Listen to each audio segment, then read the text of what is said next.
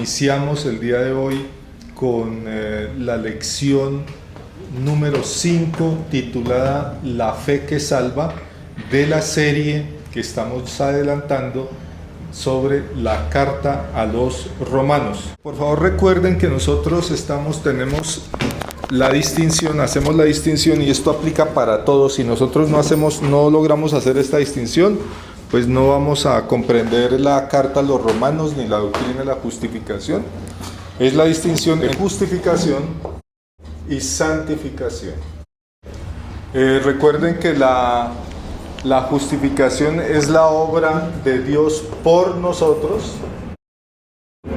y la santificación es la obra de Dios en nosotros.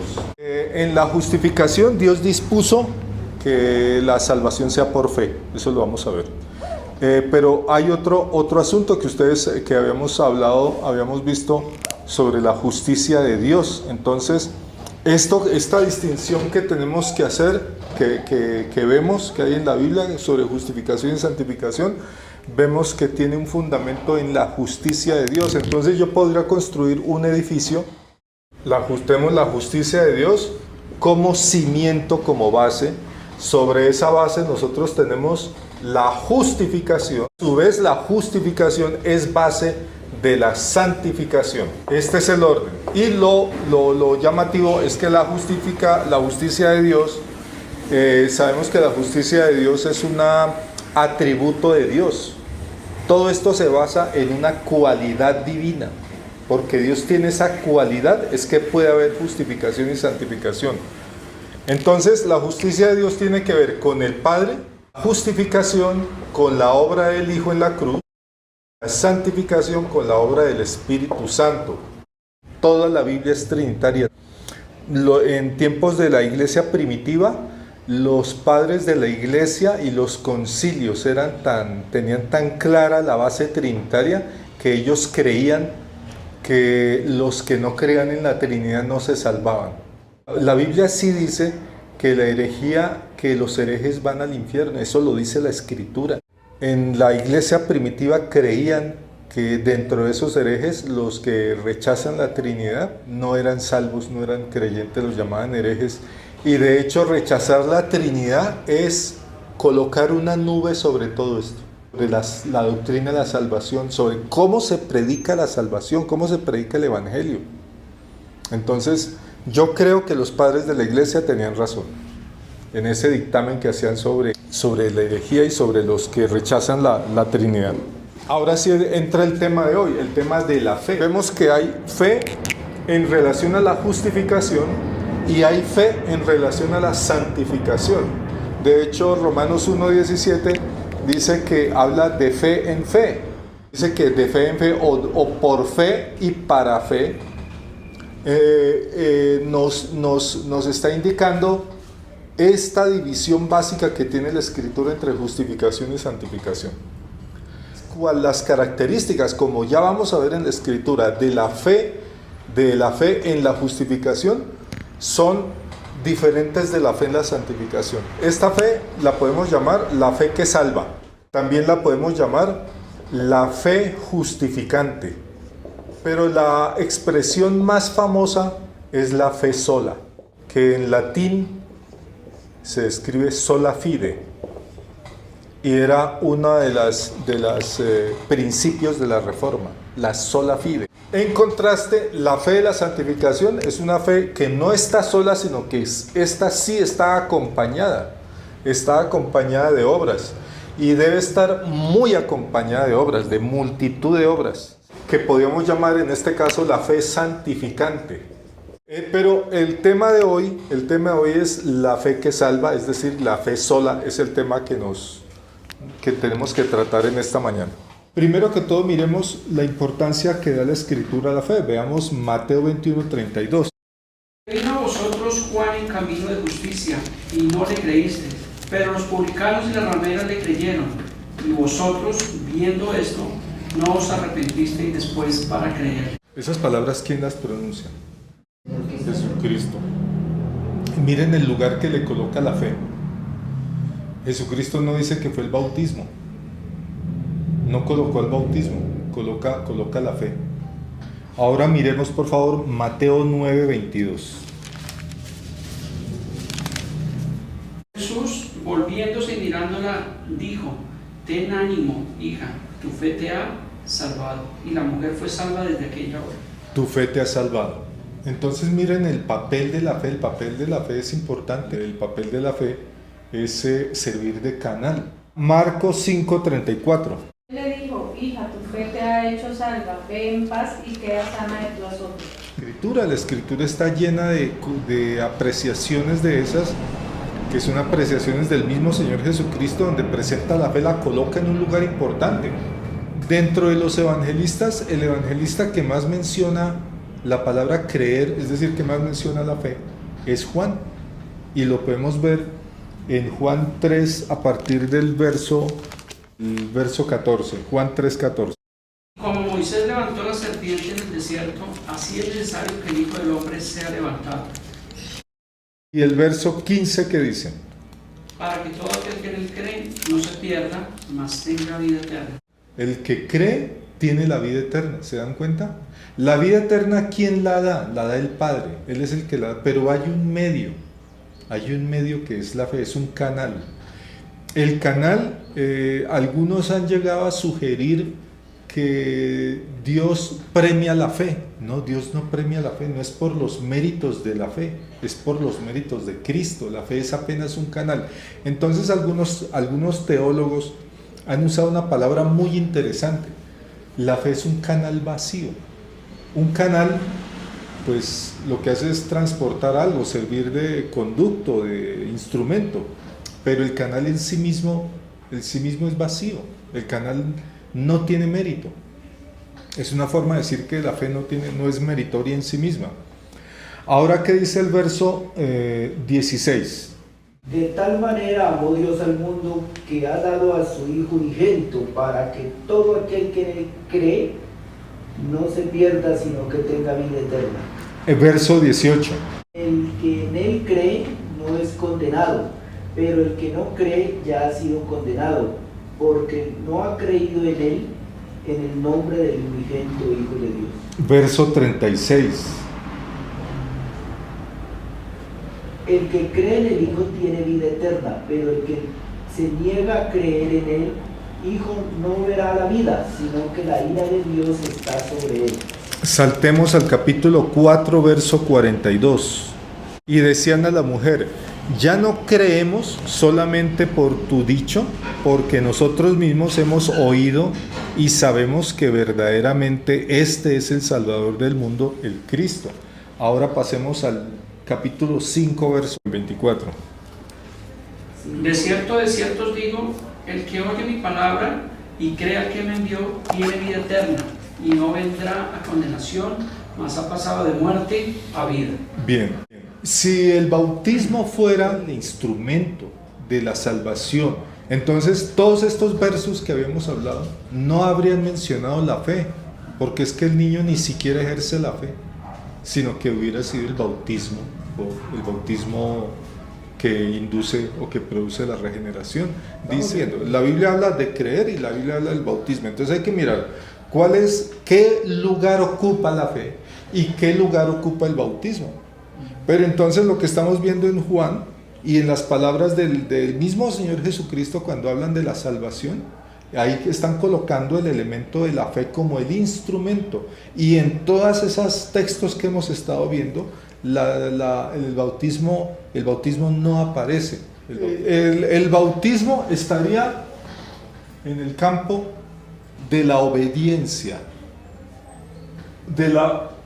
así como Santiago dice, la fe sin obras es muerta. O sea, si no tenemos santificación, no estamos mostrando que verdaderamente hay una raíz espiritual, un fundamento espiritual. Entonces, el bautismo en ese sentido, el bautismo lo que está es autenticando la fe, pero no es que sea un instrumento de salvación. Si el bautismo fuera un instrumento de salvación, entonces Juan el Bautista no hubiera dicho: primero arrepiéntanse, y los que se arrepientan pueden venir a bautizarse, y ustedes que no se arrepintieron, yo a ustedes no los bautizo. Si hubiera sido el bautismo el instrumento, las palabras de Juan no hubieran sido esas. Es más, ni siquiera Juan el Bautista ni siquiera habría tenido que decir eso, sino que hubiera dicho: judíos, hombres y mujeres, traigan a sus hijitos aquí porque los vamos a bautizar. ¿Sí? Y ni siquiera estaría en el río Jordán, sino que estaría tal vez en Jerusalén, porque no habría necesidad de sumergirlos, sino solamente colocarle 3 goticas a cada uno. Si fuera así, como nos lo presenta la teoría romanista, pero realmente la teoría romanista se fue construyendo a lo largo de los siglos, algo que fue creándose. Un maestro iba elaborando lo que decía el maestro anterior, pero la escritura no estuvo ahí acompañando ese proceso. Así, del mismo modo como se creó la noción de la iglesia diocesana, que el obispo es el señor de varias parroquias. La Biblia no dice que el obispo es el señor de varias parroquias. La Biblia dice que el obispo es el pastor de la iglesia local, punto. Pero fíjense cómo empezó a construirse una noción, una doctrina, y cada nueva generación la iba aportando, iba engrandeciendo esas nociones, pero la escritura no estaba acompañando ese proceso. Entonces por eso fue que se generaron esas cosas. Entonces lo que podemos hacer es regresar a Juan 3:14. Y como Moisés levantó la serpiente en el desierto, así es necesario que el Hijo del Hombre sea levantado, Y 15. para que 3:14. todo aquel que en él cree no se pierda, sino que tenga vida eterna. Miren que Juan habla sobre creer, y ahí en ese contexto coloca un evento que había ocurrido en el Antiguo Testamento con la serpiente de bronce, y ese evento lo tenemos que leer, por eso tenemos que ir al capítulo 21 de Números, empezando nuestra lectura desde el verso 5 hasta el verso 9. Números 21:5. Sí. Y habló el pueblo contra Dios y contra Moisés: ¿por qué nos hiciste subir de Egipto para que muramos en este desierto? Pues no hay pan ni agua, y nuestra alma tiene fastidio de este pan tan liviano. Versículo 6. ¿Qué cosa, no?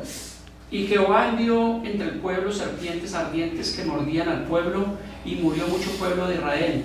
Entonces el pueblo vino a Moisés y dijo: hemos pecado por haber hablado contra Jehová y contra ti. Ruega a Jehová que quite de nosotros estas serpientes. Y Moisés oró por el pueblo. Versículo 8. Y Jehová dijo a Moisés: hazte una serpiente ardiente y ponla sobre una asta, y cualquiera que fuere mordido y mirare a ella, vivirá. Y Moisés hizo una serpiente de bronce y la puso sobre un asta, y cuando alguna serpiente mordía a alguno, miraba a la serpiente de bronce y vivía. Miren el ejemplo que toma el Señor Jesucristo, y ese ejemplo es muy importante porque este ejemplo habla de la fe. Una serpiente ardiente, la palabra ardiente se refería, parece que al efecto que producía el veneno en el cuerpo, un ardor seguramente en la pierna o en el brazo, que seguramente se extendería a todo el cuerpo, yo creo que hasta la cabeza. Eso fue un castigo contra un pueblo tan infiel que, viendo los milagros, se rebeló. Nosotros nunca habíamos visto un milagro físico. Este pueblo los vio y miren todo lo que hacían. La forma en que murmuraban, hablaban, rechazaban, cansados con todo. Dios les daba carne y se ponían bravos, les daba de todo, maná y también se ponían bravos. Entonces finalmente Dios consideró que era necesario una disciplina, y la disciplina fue fuerte y ellos finalmente reaccionaron. Pero Dios proveyó la salida. La salida era colocar una serpiente de bronce colocada sobre un asta que estuviera, me imagino, unos metros, una cantidad de metros bien elevada. Y miren la situación, cómo se salvaba la persona. Una persona que tiene el veneno en su cuerpo, lo que hace no es un proceso donde la misma persona trabaja para solucionarse, sino que lo que hace es dirigir la mirada a la serpiente. Me imagino que esta persona podría quedar inclusive tirada en el piso. Lo único que podía mover era el cuello y el ojo, los ojos, la mirada, los posaba sobre la serpiente. Podía estar en el piso acostado, afectado con el veneno, empezando a inundar su cuerpo, y él lo que alcanza es a mover el cuello y mover la mirada y fijarla, posarla sobre el asta, donde está la serpiente de bronce. La mirada, el ojo, es como el de una cámara fotográfica. Una cámara fotográfica es un cuarto negro, oscuro, donde la caja es una caja. Esa caja, ¿qué hace? Esa caja no hace nada. Lo que hace es la luz que entra es la que hace todo, ¿sí? Entonces, esta persona tendida en el piso, si decimos que está en un estado pasivo, estamos definiendo muy bien a la persona. Así como la luz entra en el ojo o entra en la cámara y lo hace todo, la cámara es apenas un canal, es un medio, es un instrumento, no más. Esa cámara es la fe. La fe no hace nada, la fe está quieta, la fe está pasiva, la fe es un cuarto vacío, la fe es un canal vacío. Es la obra de Dios la que entra y hace todo, la que resuelve, Entonces, por eso Jesucristo todo, y como ejemplo, el caso que ocurrió en el Egipto con las serpientes ardientes y con la serpiente de bronce, cuando están hablando de la fe, porque él dice que así como la serpiente será alzada. Pero regresemos nuevamente al verso, Juan 3:14, leámoslo nuevamente. Vamos a leer 3:14 y 15. Y como Moisés levantó a la serpiente en el desierto, así es necesario que el Hijo del Hombre sea levantado, para que todo aquel que en él cree no se pierda, mas tenga vida eterna. El que pone su mirada en Cristo, esa persona afectada por la serpiente, es decir, en el caso de nosotros o de toda la humanidad afectados por el pecado, ¿sí? Estamos con una enfermedad mortal, que es la enfermedad del pecado, que nos lleva a la muerte. Estamos ya totalmente desahuciados del pecado, desahuciados ya, mejor dicho, con un pie en el infierno. Es que tenemos un pie en el infierno. Y la solución es de que dice, miren a Cristo. Mirar a Cristo, colocar nuestra mirada en Cristo, es hacer eso, es hacer que nuestra visión se enfoque en la cruz, en la obra de Cristo, la expiación, la obediencia de Cristo, que en la cruz fue el que recibió todo el castigo que este pecador era el que tenía que recibir. Y entonces posar el ojo, posar la mirada sobre la cruz es lo que trae la salvación, es lo mismo que explica el apóstol Juan siempre que está hablando de la fe. Esto se puede complementar con lo que dice Hebreos 12:2, puesto los ojos en Jesús. Claro, ahí está perfectamente. Pero veamos nuevamente Juan 3:18. El que en él cree el que en él cree no es condenado, pero el que no cree ya ha sido condenado, porque no ha creído en el nombre del unigénito Hijo de Dios. Entonces, los israelitas en el desierto, me imagino que habrán, dice, con tanta incredulidad y tanta rebeldía, me imagino que un israelita mordido por una serpiente, no faltaría el caso de aquel que le importó 5 lo que les dijeron, el mensaje de que si veía la serpiente de bronce y no se le dio la gana mirar y se murió en su rebeldía. Seguramente eso tuvo que haber pasado también. En medio de tanta rebeldía que hubo ya en el desierto, eso tuvo que haber ocurrido. Pero los que creyeron a la forma en que Dios dispuso las cosas, hicieron caso y posaron su mirada, posaron su fe en la serpiente de bronce, porque ellos finalmente lo que hicieron fue poner su fe en la serpiente de bronce, fueron sanados de la afección que tenían. Esta imagen es perfecta de lo que ocurre con la salvación. La fe que salva es el instrumento que Dios utiliza para recibir la justificación. Con Gálatas 2:16. Sabiendo que el hombre no es justificado por las obras de la ley, sino por la fe de Jesucristo. Nosotros también hemos creído en Jesucristo para ser justificados por la fe de Cristo y no por las obras de la ley.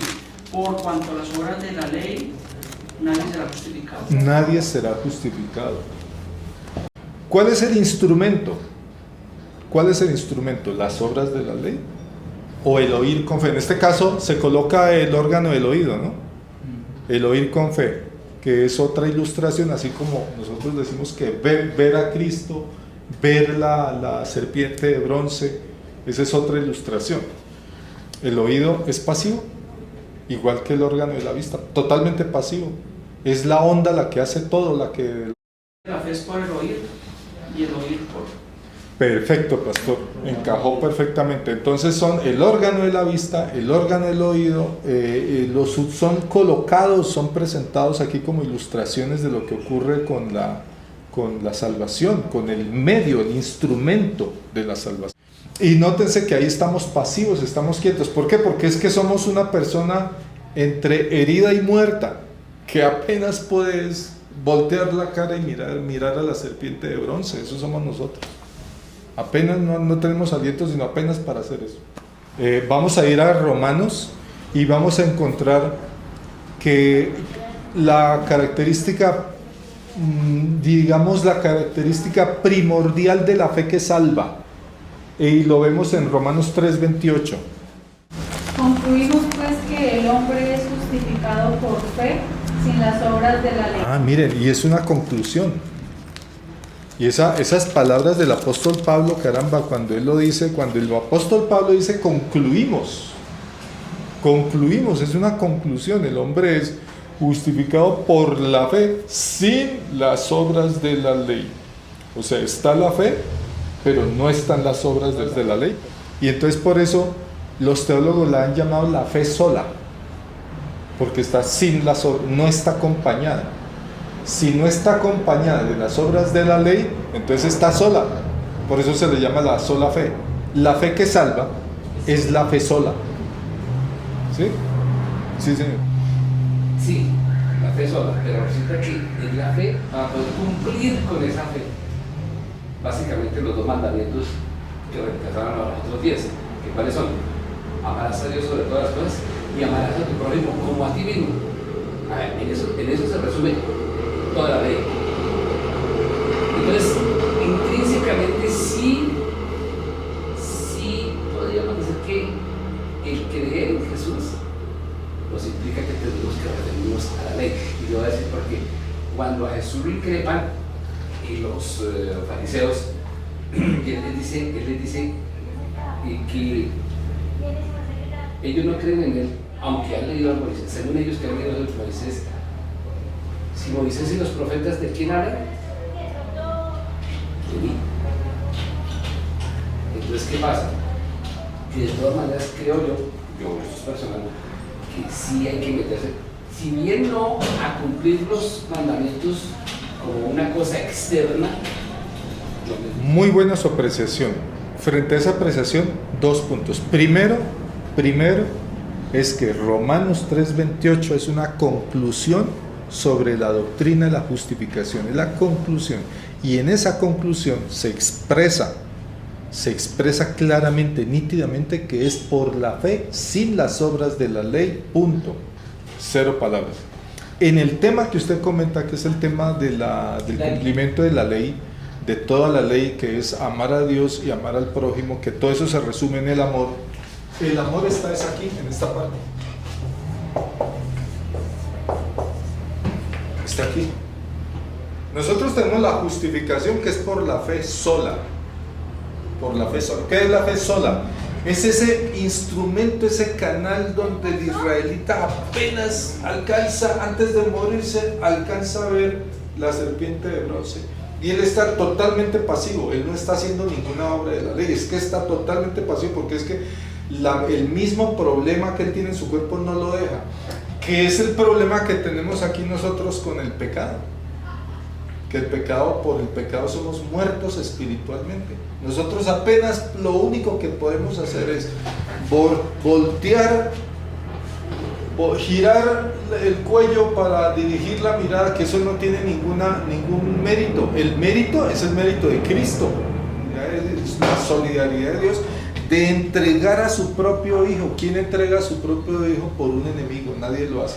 El mérito es del Padre y del Hijo. Nosotros lo único que hicimos fue voltear la mirada y dirigirla a la serpiente de bronce para ser salvos físicamente, que es un ejemplo de lo que ocurre en esta parte de la justificación. Esa fe sola no es porque yo tenga esa fe, ¿sí? Porque aparezca en mí esa fe, No. porque si no entonces se vendría a ser por obras mías. Sí. Pero esa fe sola no es que venga de parte de mí. Esa fe sola es porque el mismo Señor, La coloca. Dios, la puso en mí. Sí. La señora es muy cierto.